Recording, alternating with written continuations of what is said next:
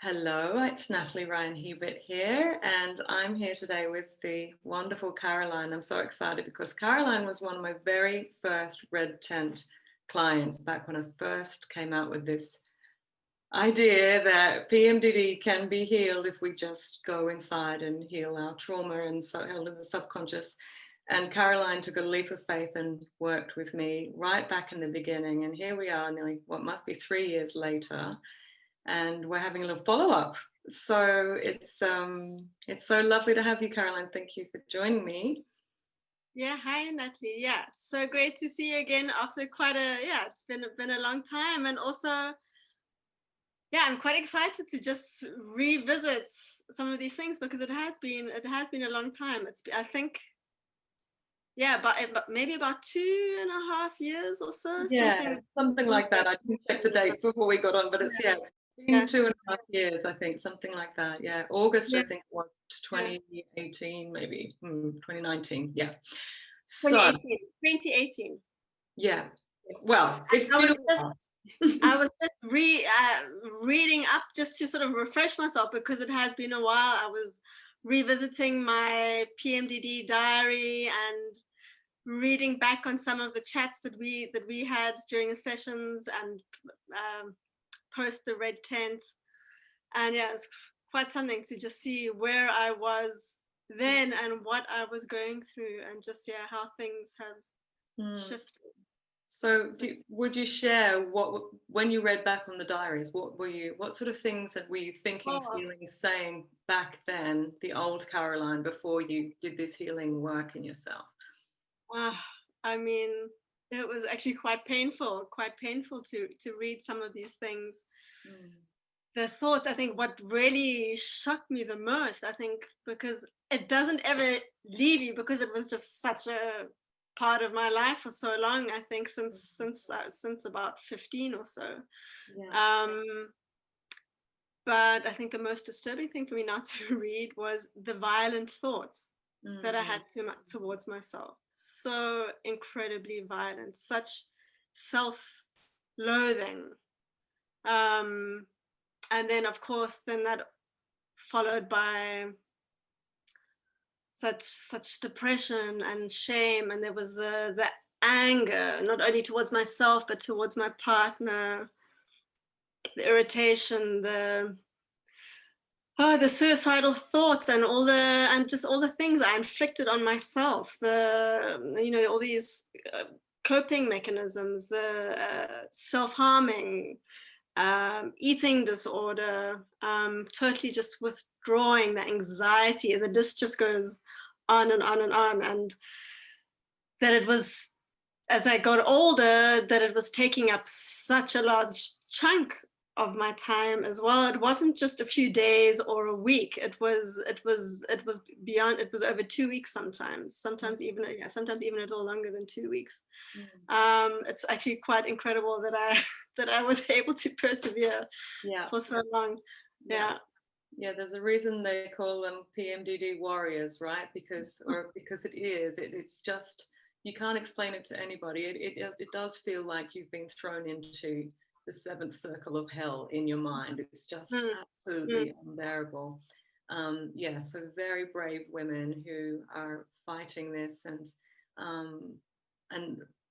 my mission, as you know, is to sort of say, listen, this is what it is. You don't have to stay suffering this way. There is a way, but you're going to have to go inwards and go back in time to that little girl who's the one carrying all this pain. So tell me, I mean, I know I've been through your story, but if you could share, what did you discover through your healing process? So I mean, first of all, just getting to that point, because it wasn't, as you know, and as most women, I think, in the in your program, we tried everything before, and from diet to taking all the supplements and exercise and yoga and getting enough sleep and eating well and cutting out sugar and alcohol and this and that, and then thinking maybe 1 month, oh, I found the magic formula, I didn't have any symptoms, this is it. And then going onto these platforms on Facebook, for example, and I mean, because I revisited that now as well, where, guys, I found it, you have to take this, and this and that, and then you're going to be fixed. And then 1 month later, tsunami, Crash, yeah. everything back and worse. And Mm-hmm. so it was years of just trying all of these things, also cognitive behavioral therapy, antidepressants, and just nothing working. And there was just a point where the suicidal thoughts were with me throughout most of my adult life. But then it just reached a point in my mid-30s where it was just, where there were more bad days than good days, almost, it felt. And I just reached a point of, I just can't do this anymore. It was the bottom of rock bottom. And yeah, that's often the sort of the turning point. It's like, okay, well, actually, no, like, F you, PMDD, I'm not going to let you win. And I think that was my big turning point, where I realized it can't be that I suffered for all of these years, over 20 plus years, that I suffered all of this time. And then I also affected so many lives. I mean, my partner, my daughter, can't have been for nothing. There must be something greater, at play here. That was when things started to shift. And that's when I started to just look at things differently. And I just realized there's got to be something to it. And then things just started coming to me. I think I started typing in some different keywords when I was Googling. I think maybe spirituality was one of the keywords. Healing and spirituality were two of the keywords. And I came across a story, a very inspiring story on YouTube. And all these things just started to give me hope. Yeah. And that tiny little bit of hope was just what stopped me from ending it. And I came across another woman before you, and I started with her, and then a short while later you popped up on Instagram. And it didn't take much for me. I thought, okay, I'm already doing something, I'm already seeing someone, but this is just incredible. Here's someone who is saying that she experienced PMDD herself, she's come out the other side, and she's offering this incredibly sounding program. And yes, I was a little skeptical, but at the same time, at that stage of my life, I just was ready to grab anything. So I didn't even question the price. I had just the right amount of money put aside that I was going to use for something else. And I was like, okay, clearly that's what it's for. We got in touch. We had our first, I don't know, our little coffee chat. I remember exactly where I was. I was staying on a little island in Denmark. And I knew after that conversation with you, okay, that's it. I'm just going for it. And then all sorts of shifts and magic started to happen. So what did you discover? What was you had your RT2 sessions, which they take you back, don't they? We say, okay, and it's not me it's all your wisdom that saves you. That's the beauty of this. It's not me going, do you know what I think it is, Karoline? I think it's this. You tell you what it is. That's so you can't possibly get it wrong. There's no, oh yeah, maybe that's what it is. It's a revelation, isn't it, that comes forth, and you can't, once you see it, you can't unsee it. It changes you instantly. So what were you believing that was hurting you so much? Yeah, I mean, that was so incredible, that RTT session. Should I revisit that first? Sure, if you're happy to share it. I didn't want to go sharing all your story, but you Um, go, you tell. because yeah, we had that session, and I remember very clearly thinking, this is not working, this is not working, Mm. and feeling quite anxious, and you just continued to gently guide me. And at some point I just thought, okay, just go along with it, just stop resisting it.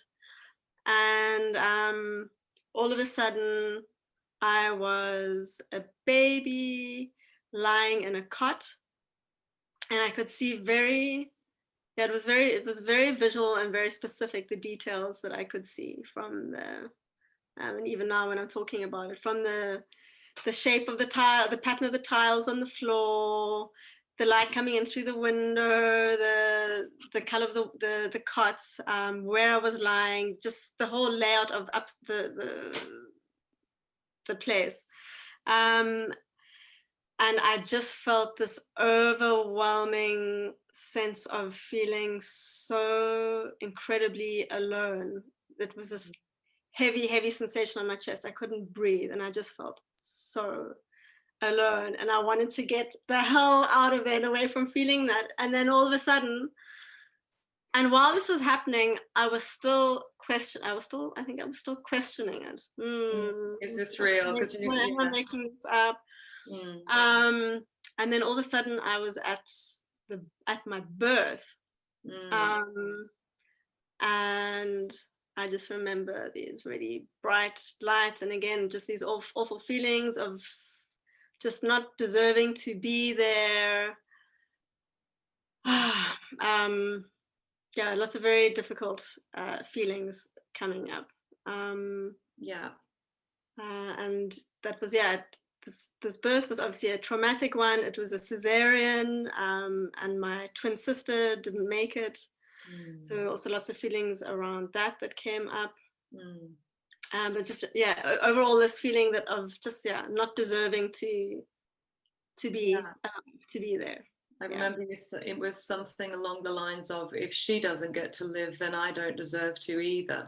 Yes. You know, why do I? It was that survivor guilt that you had from the moment you were born and had carried with you and had said you don't deserve to have a good life, a happy life. And what changed in your session when you dialogued, which was so beautiful, you had a dialogue with your twin sister, and it's not like we're seancing with the spirit world. It's nothing like that. It's all within yourself. But you connected with the sister that you knew from the womb, and you spoke to her, and you allowed her to give you a message too. And what did she say to you? Do you remember? I don't remember, but I remember do you remember? I Don't. remember. I'll never forget this session. It was so moving. I was just going, oh my gosh, it's like watching a film, right? It was so beautiful. She said to you to go and live double the life because she didn't, and that changed everything. Because I look at your life now and it looks like you're living the life for two people now. My sister didn't get to live, but don't worry, I'll live double the fun for both of us. Instead of I don't deserve to live, I'm going to live doubly. And what a change of perception for your whole Yeah. life that is, right? I remember you had me. I think yes, yeah. Mm. But what was interesting then after the session though was, despite this very powerful experience, there was still this self-doubt coming up about how much of this have I fabricated. Um, and then in the days following the session, and I'm bringing this up now because I've heard this since, with other women bringing it up. I felt I was already, I'm going to just backtrack a little. I'd already been starting to feel better since I'd started having these sessions with another woman. And after this particular RTT session with you, I started to feel almost, or I started to worry that I was going backwards because I started to feel worse. And I understood shortly afterwards, and I think after also speaking to you, that this was just part of the process, the pain working its way out. Yeah. And so it didn't feel like this immediate, oh wow, now ta-da. There was still some stuff to work through, and I was still a little bit skeptical. And then what really sort of cemented the experience for me was about a week or two later, when I was with my mother having a conversation with her about the experience. And then I just thought, well, let me bring up these things. Let me bring up what I saw as a baby in this room, in this house. And she just confirmed all of the details, and only lived in that house until I was 2, or not even 2. And she confirmed everything. And in that moment, there was this, okay, I take it fully on board now. And yeah, that was almost, I don't know, almost two and a half years ago. I haven't had a PMDD episode since. For quite a while, I was, I still continued to track everything. And there was still, it was almost like this sort of anticipation anxiety that I had for quite a long time, where I was like, okay, what's going to happen now? And I'd really have a lot of anxiety that it would come back. It took a few months. As soon as I would start to feel a little bit imbalanced or feel a little bit shaky, check the calendar. Am I in which phase am I in? Is it PMDD? And yeah, I was very grateful that often in these instances, these things were not even happening in the luteal phase. So that's right. Life, human beings. Yes. We actually have emotions, and you will have times where you get upset or you cry, but it doesn't mean, or you get angry. You don't turn into a robot. You're still a human, but you're just a normal, everyday, run-of-the-mill human being. But even more aware, I think, because of everything that you've been through. The women with PMDD are a little bit different in that we are, and Eckhart Tolle talks about this in his book, The Power of Now. There's a whole chapter about females and the menstrual cycle, and us actually having this wave to ride. And women with PMDD, we've got it like times 1,000. We are pushed, we are like, our triggers are exposed every month. There you go, there's all your shit, like right there every single month. So when we are sort of called to heal it, much more than the average person who can go, well, there's my box of pain and it's way down there, and sometimes it comes up, but mostly it's hidden.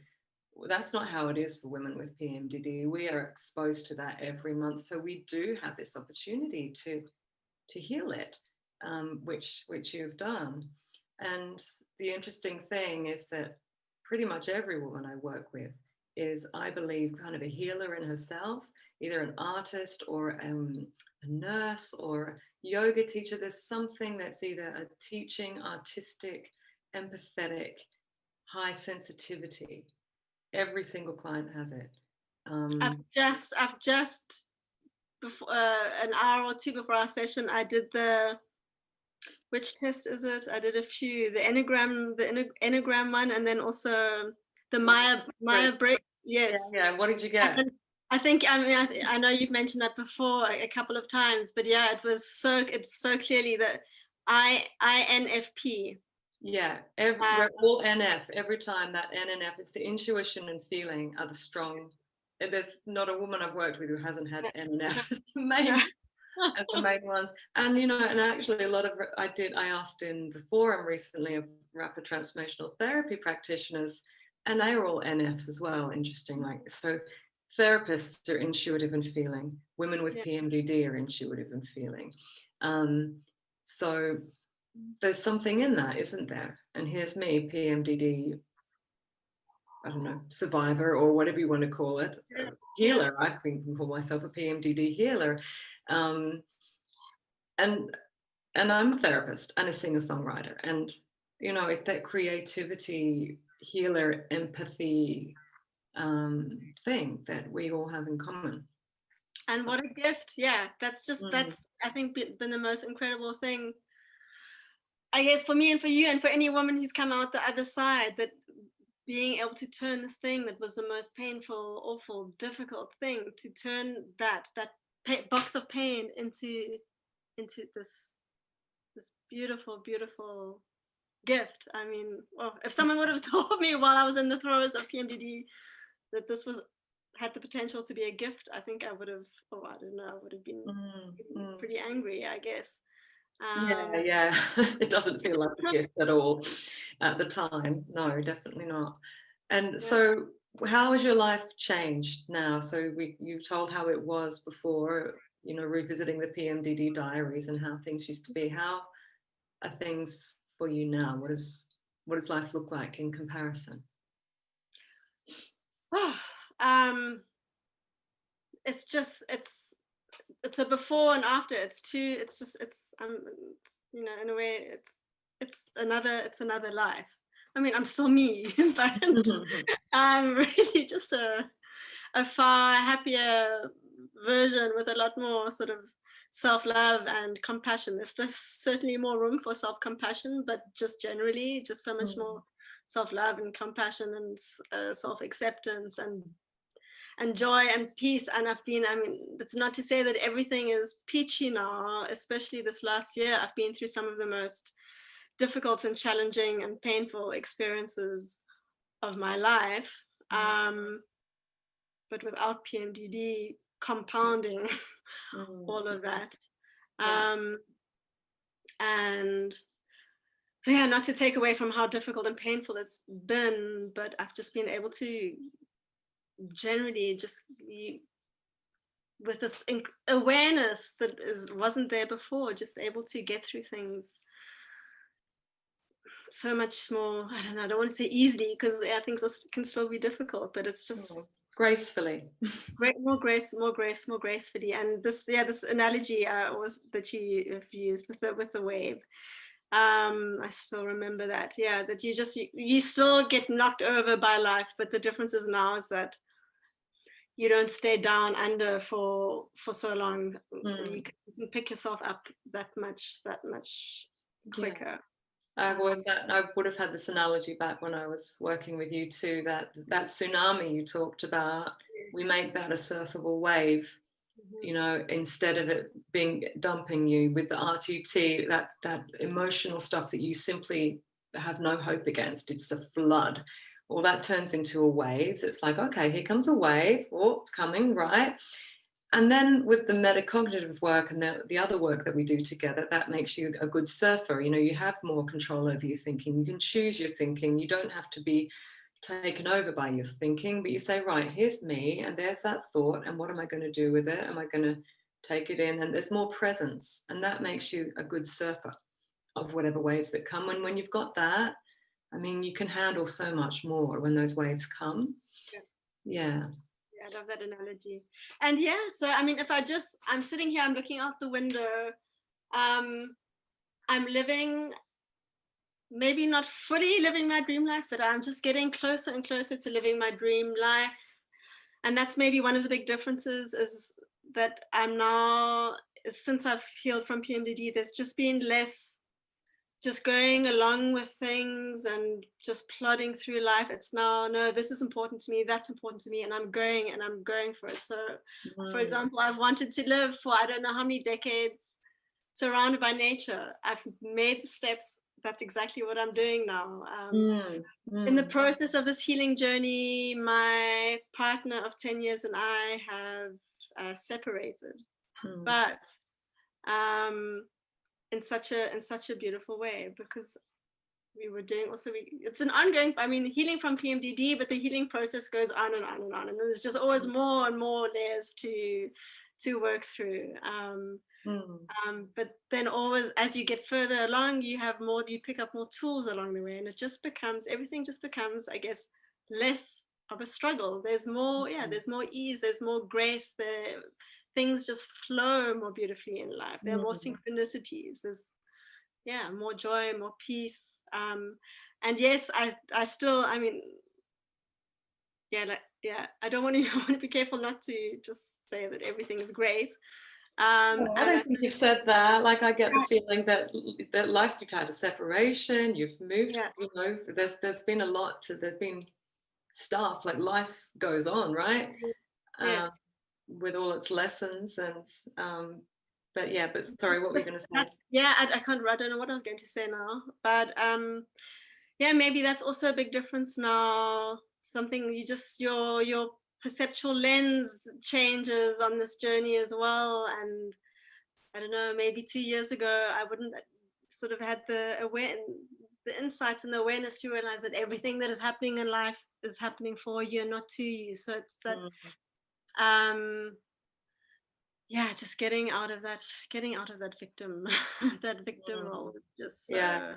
was just so huge. And Mm, learning to take full responsibility, like really radical responsibility. And that was also yeah. huge with my partner and I. And while we worked through our relationship issues, and yes, we decided to separate in the end, but because of these tools that I picked up along the way, I don't know, and that we picked up while we were working through things together, mm, mm. everything just becomes more durable.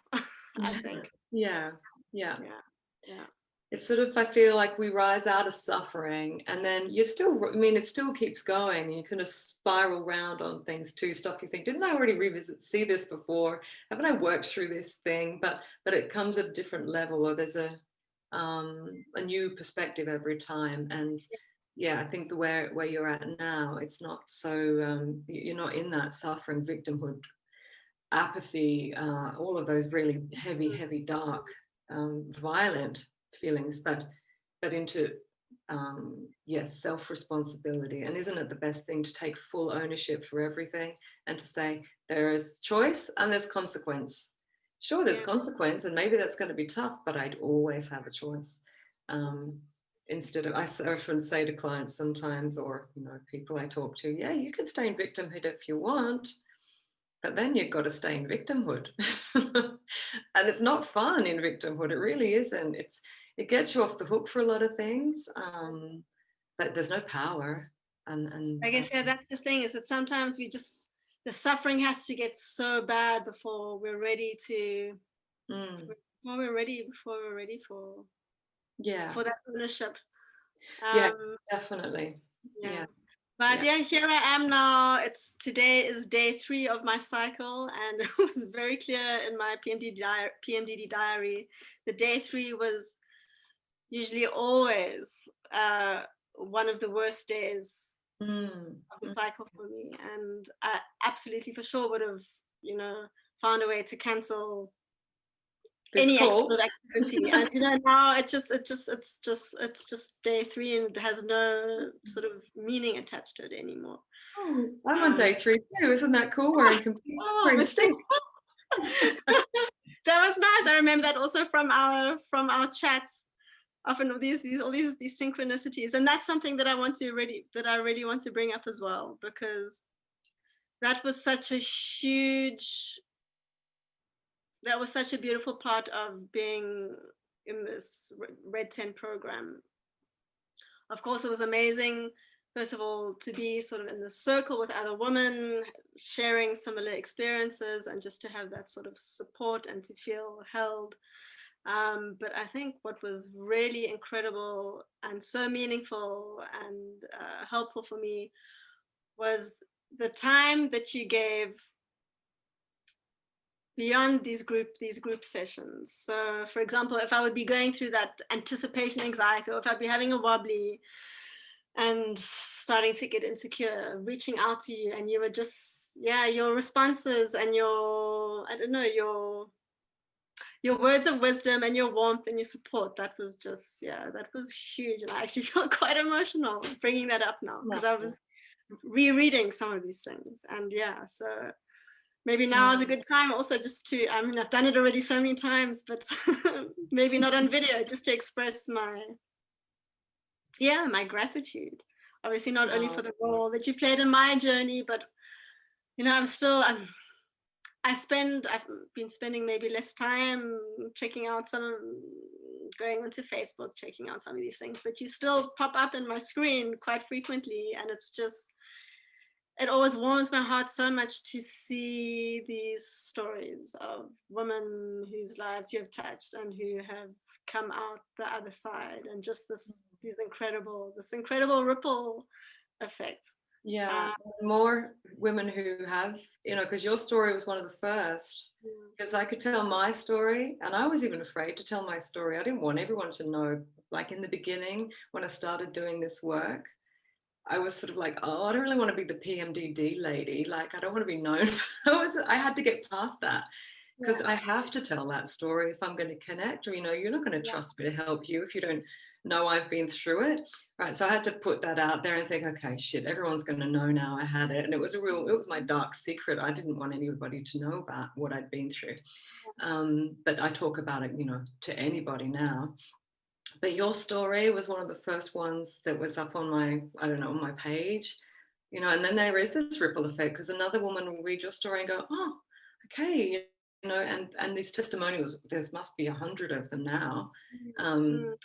You know, you just can't deny it, that this, if you're ready to heal it, you will. You've got to be ready, though. I guess that's the important thing. That's and I do try. you can, if you're not ready, you can read all those testimonials and you will still find, you have to be ready. You just have to be ready. Yeah, that's right. And I do, you know, I try to look for that on when I have this discovery call with anyone interested in working with me. I'll look for those words like, I have to do something about this. I'm ready to do whatever it takes. I will find the money. I don't even care what it costs. These sorts of words of like right and ready to own it. Then I go, okay, good. And if someone doesn't have that, I will sort of go, look, I think right now seeing a counsellor might be good for you. I will direct them elsewhere. If you're ready for transformation, I'll know it. And if you're not, I don't want to drag anyone through their own healing journey. It's got to be you. And I think I probably said that to all of you, that you're the hero. You have the power to heal yourself. It's not me. Like, I'm not a healer with powers. You're the healer, and I'm activating you, and I'm facilitating the healing in you, but I'm not doing anything. I don't have any magic powers at all. It's you. So yeah, that's so crucial. Yeah, because before starting sessions with Daphne, who I met before you, and then you, I was so close. I'd been researching having a full hysterectomy, and for quite a while I was really excited about it, because I'd read, I was just like, have a hysterectomy, it's all going to be gone.